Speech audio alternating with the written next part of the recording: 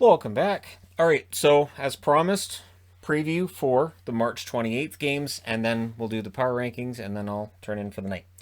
We have a game starting in noon Eastern, which is 9 a.m. Pacific, which is, dear Lord, that's early for me. But, that's okay. The New York Rangers have won 3 out of 4 in this series with the Capitals so far. The Capitals are 22-7-4, playing very, very well. The Rangers 15-14-4, setback of sorts against Philadelphia, looking to jump right back on the winning track. Strome, 11 goals, 20 assists for him, 31 points. He is one of many who padded their stats against Philly. Buchnevich, 13 goals, 18 assists. It's going to be up to these guys to prove they can pad their stats elsewhere too. And then on the Washington side, Backstrom, 13 goals, 22 assists. It's not a coincidence that as Ovechkin's got things going, things have kind of slowed down for Backstrom. Feels like with Backstrom, he was putting more pressure on himself to get those goals, and now that Ovechkin's getting them, he doesn't really have that pressure anymore. Talked about how I've watched other pass first guys end up doing that for a season or two here and there. Oates, Henrik Sedin being examples of that. Connor Sherry, 7 goals, 5 assists. He was red hot last game. Let's see if he can do it again this one. And then 3 hours later at 3 o'clock Eastern, 6 o'clock Pacific, meaning this game will get its own review video tomorrow.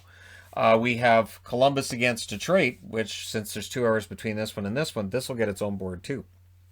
So, Columbus is now 13-14-8. That's an issue.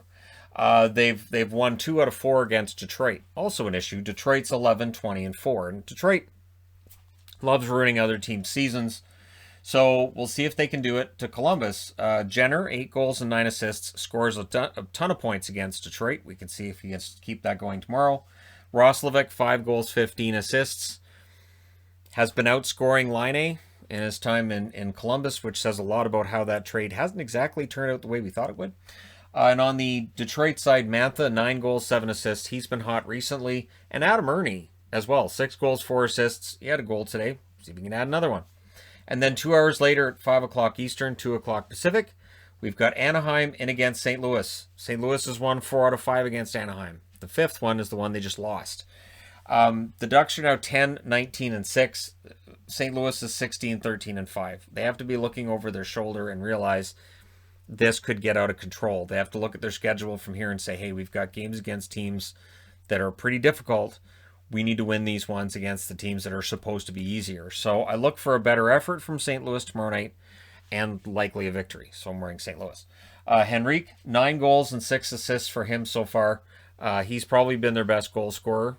Comtois had that really good start, but Henrique's probably been the best overall. And Zegras, which is their goal scorer to come. Goal and 4 assists for him so far this year. And you can just tell he's going to end up on a run at some point. On the St. Louis side, Kyrou, 10 goals, 14 assists. Very good season for him. And Perron, 12 goals, 21 assists. Not enough good things you can say about Perron. A half an hour after that starts at 5:30 Eastern, 2:30 Pacific.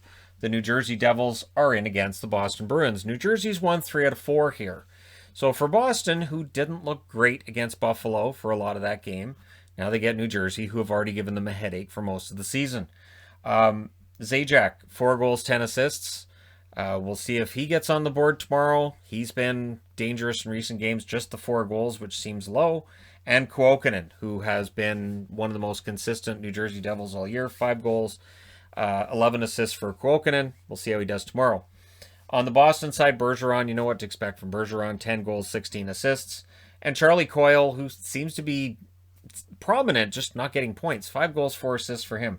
If Marchand's out tomorrow as well, and we're not sure how long he's going to be out, maybe Coyle can chip one in, right? And then at 6 Eastern, so half an hour later at 3 o'clock Pacific, Florida goes at it with Dallas again. Florida's now 21-9-4. They've won 3 out of 4 against Dallas. Dallas is 11-11-9. 11-11-11's coming, isn't it? It's going to happen, isn't it? Huberdeau, 11 goals, 26 assists. He was really good tonight. He was robbed a couple of times by Hudobin. Achari, 3 goals and 7 assists. He's getting points. He was at 0 points for a while. And then Rope Hintz, 10 goals and 11 assists for Hintz. He's been excellent. And Klingberg has as well with 6 goals and 15 assists thus far this season.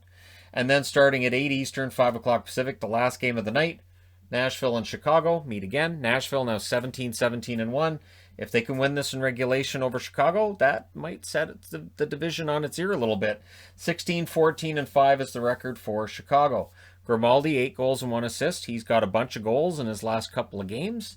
And Johansson, 4 goals and 8 assists. He seems to be picking it up for Nashville. On the Chicago side, DeBrincat, dangerous every night with Kane, 16 goals, 17 assists. Pius Suter, 11 goals and 5 assists for 16 points. And watch Kirby Dach, who's back in the lineup. And he's hungry. He hasn't had any points. Didn't get any in the first game tonight. Does he get them tomorrow? Let me know your predictions in the comment section below as always. Don't forget to hit like and subscribe if you're browsing your way through. You just happened upon this video. Thank you guys so much for watching, for all your support. I will talk to you again soon.